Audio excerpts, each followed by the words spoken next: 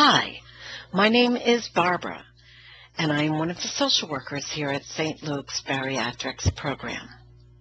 Today we'll be discussing setting healthy personal boundaries. What is the definition of a personal boundary?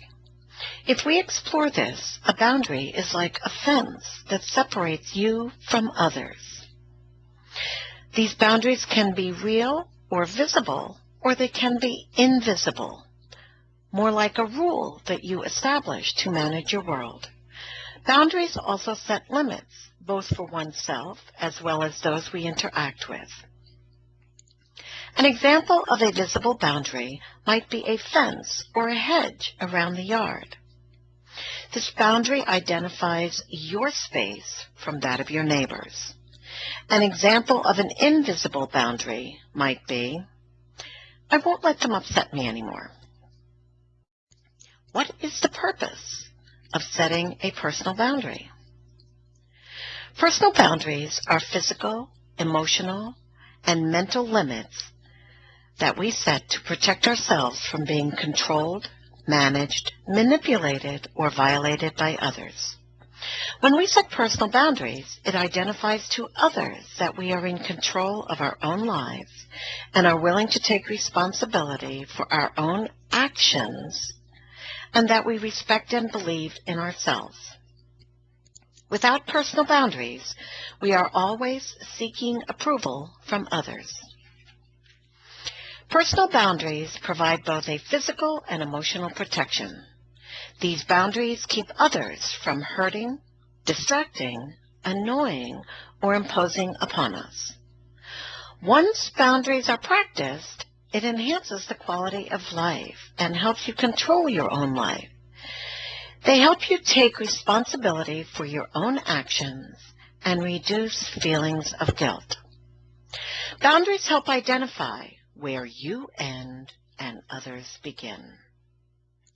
When we set boundaries, it is important to remember that the expectation is not about changing others, but rather about defining yourself and making necessary behavioral changes to institute the new boundaries.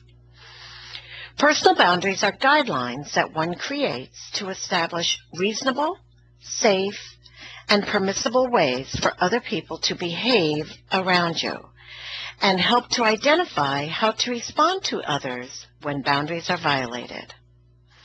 Boundaries allow for healthy, interdependent relationships.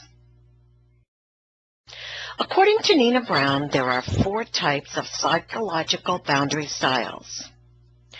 Soft boundaries.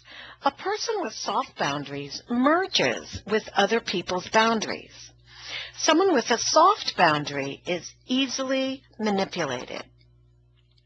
Spongy boundaries.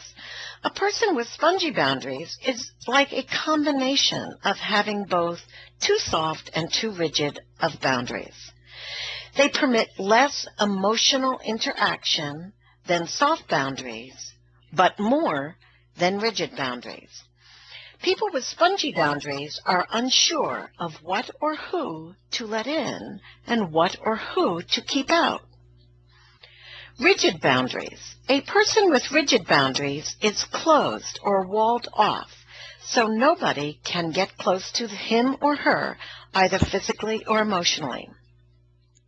It is often the case if someone has experienced physical, emotional, psychological, or sexual trauma. Rigid boundaries can be selective based on circumstances or previous life experiences. Flexible boundaries. This is the ideal situation and offers people more opportunities for control in their lives. You decide what or who to allow and what or who not to allow. This style makes it difficult to be controlled, manipulated, or exploited by others. There are 7 different types of boundaries: spiritual, intellectual, emotional, physical, social, cultural, environmental, occupational. And let me give you a couple examples of what those boundaries might look like. If we are looking to protect our intellectual boundaries, we would not let anyone call us stupid. If we are looking to protect our social or cultural boundaries, we would not allow anyone to demean our cultural background.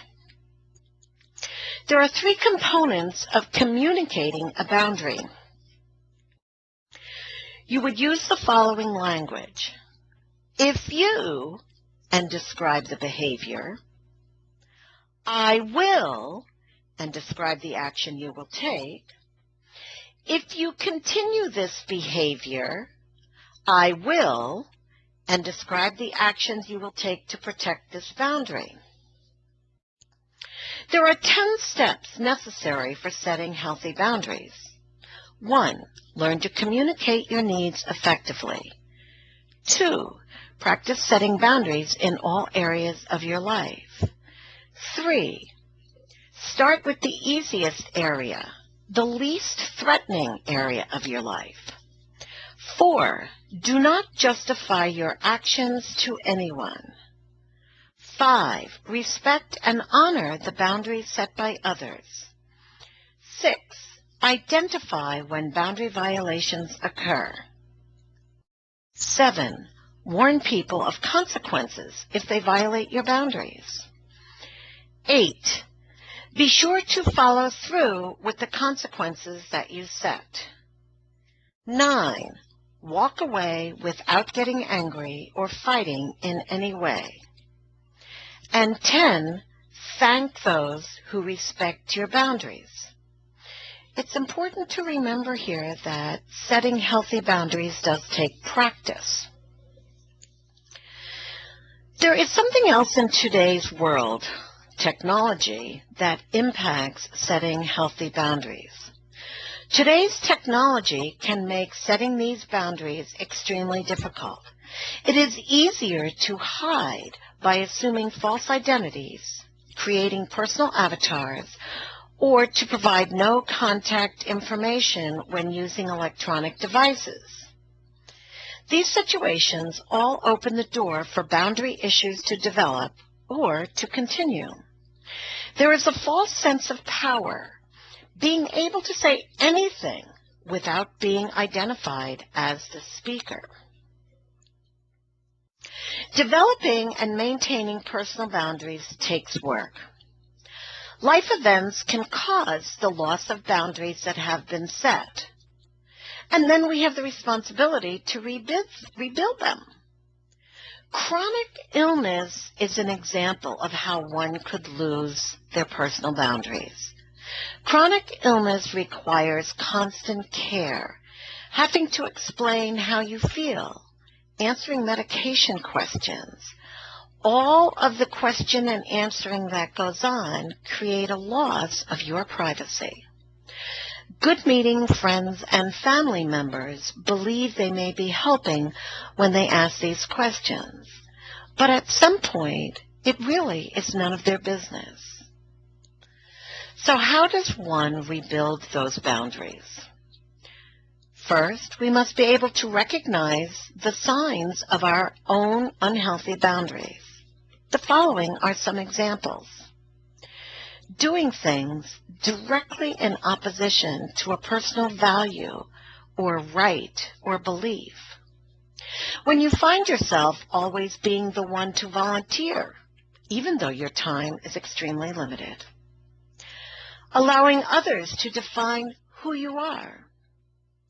Expecting others to know what your needs are and then to fill them. Feeling guilty when you refuse or say no. Keeping quiet when you are treated poorly. Touching others without asking permission. These are just a few examples to help you identify some unhealthy boundaries. It is difficult to fix something if one is unsure just what needs fixing. And there are benefits to setting healthy personal boundaries. You will end up with an increase in self-esteem and self-confidence. You will be more in touch with what is taking place around you. You will be able to communicate more effectively with others, thus having healthier relationships. And you will have more personal control over your life. Thank you, and remember, keep practicing.